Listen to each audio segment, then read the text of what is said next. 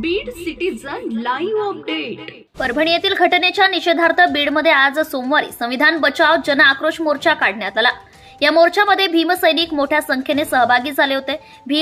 बीड शहरातील भारतरत्न डॉक्टर बाबासाहेब आंबेडकर यांच्या पुतळ्यापासून सुरू झालेला जन आक्रोश मोर्चा माळीवेस, सुभाष रोड, लोकशाहीर अण्णाभाऊ साठे चौक, छत्रपती शिवाजी महाराज चौक, नगर रोड मार्गे जिल्हाधिकारी कार्यालयावर धडकला।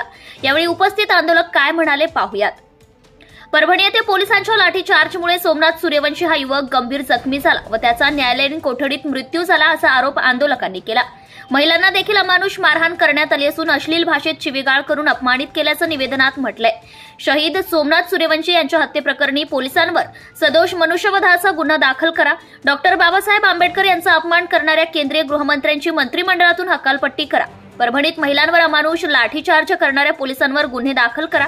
देशातील सर्व निवडणुका मतपत्रिकेवर घ्या यासह इतर मागण्यांचं निवेदन जिल्हाधिकाऱ्यांना देण्यात आले।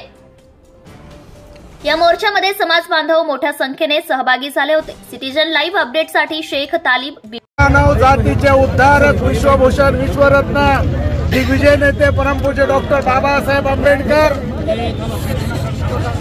आणि बाबासाहेब आंबेडकरांच्या संविधानाच्या सन्मानासाठी उपस्थित असलेल्या माझ्या माय मावल्यांनो आणि भावांनो,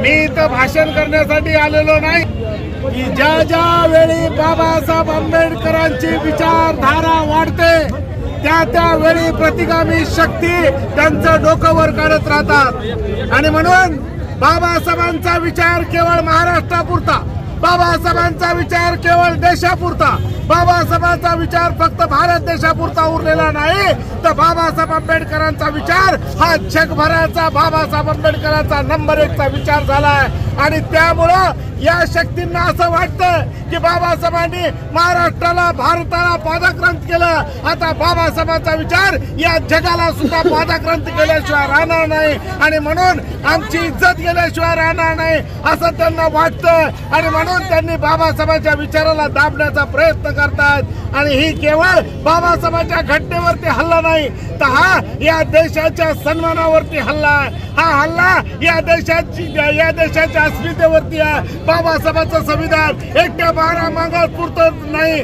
बाबासाहेबांचं संविधान एकट्या बहुजनासाठी नाही, ते या देशातल्या प्रत्येक माणसाच्या सन्मानासाठी बाबासाहेब आंबेडकरांचं संविधान आहे। आणि म्हणून जमलेल्या माझ्या भावांनो आणि बहिणींनो, बाबासाहेबांच्या संविधानासाठी आपण सर्वांनी एकत्रित यावं। आणि मोदी शहाच काय, ट्रम्प सारखा जरी माणूस बाबासाहेबांच्या विरोधात उभा राहिला तर त्या माणसाला सुद्धा संपवण्याची ताकद आंबेडकर वाद्यांची असली पाहिजे, ही भूमिका आपण घेतली पाहिजे। आंबेडकरांबद्दल अतिशय लाजिरवाणं असं वक्तव्य केलेलं आहे, त्याचा आपण या बीडच्या वतीने जाहीर निषेध करू। आणि अमित शहाने त्या ठिकाणी बाबासाहेबांबद्दल जे वक्तव्य केलं, बाबासाहेब आंबेडकर हे राष्ट्रपुरुष आहेत, या देशाचे संविधान निर्माते आहेत, म्हणून त्या संसदेच्या सभापतीने त्याच्यावर गुन्हा दाखल करायला पाहिजे होता, त्याच्यावर देशद्रोहाचा खटला दाखल करायला पाहिजे होता, परंतु ते सभापतीने केलं नाही। त्याचा सुद्धा आपण या ठिकाणी निषेध करू।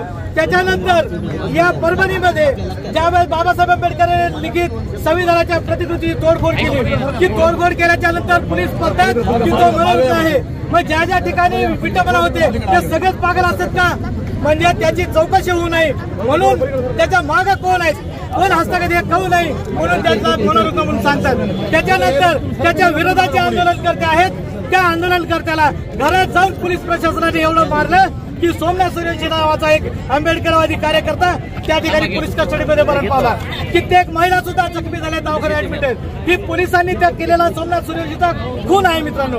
ही व्यवस्था जी आहे ही पेशवाई आहे। डॉक्टर बाबासाहेब आंबेडकरांनी हे पेशवाई कायमची गाडून या ठिकाणी संविधानाचं राज्य आणलं होतं, म्हणून इथं पेशवाई आल्याच्या नंतर